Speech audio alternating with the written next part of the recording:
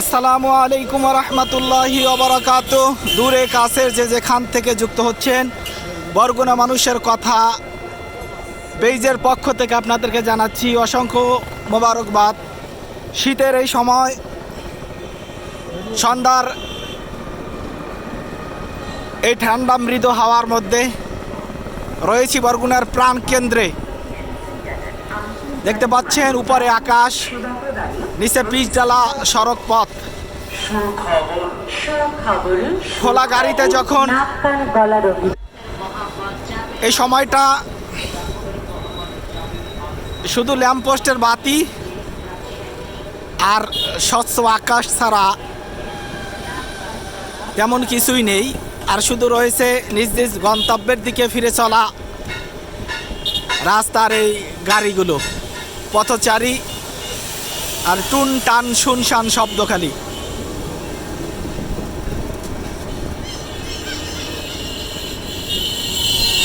বরগুনায় easy showroom, অত্যন্ত দৃষ্টিনন্দন সুন্দর মনোরম পরিবেশ। শীতের মধ্যে আইলে কিছুটা গরম গরম হাওয়া। এইলে যাইয়া বরগুনা পুরান লঞ্চ ঘাট স্টেশন, আর পাশেই রয়েছে বরগুনা বিএনপি অফিস।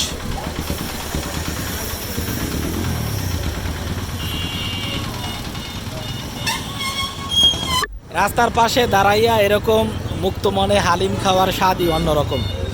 দেখছেন কীভাবে মানুষ দাঁড়াইয়া তারপর এই গরমের একটু অনুভূতি নেয়ার জন্য গরম গরম হালিম খাচ্ছে।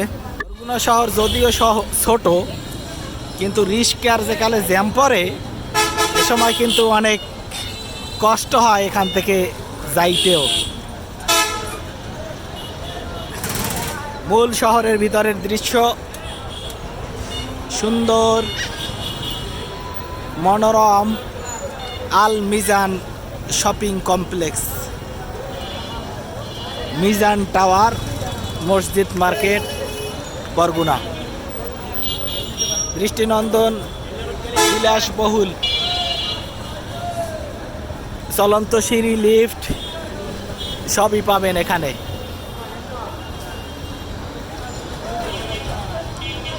গাড়ি আর মানুষের জ্যামের মধ্যে পড়ছি এখন আমরা রিস্কার জ্যামের মধ্যে পড়ছি। এখান থেকে বের হওয়ার চেষ্টা করতে আছি।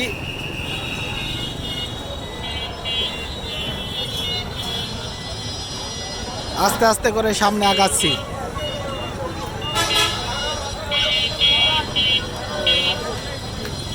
দেখছেন আর মোবাইলে একটা গসাত করে রাখি ঢুকাই দিয়েছে।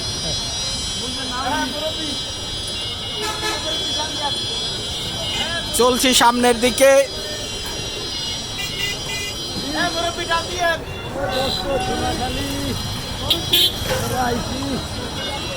এক কদম আগাইলে 3 কদম পিছনে বইরা থাকতে হয়।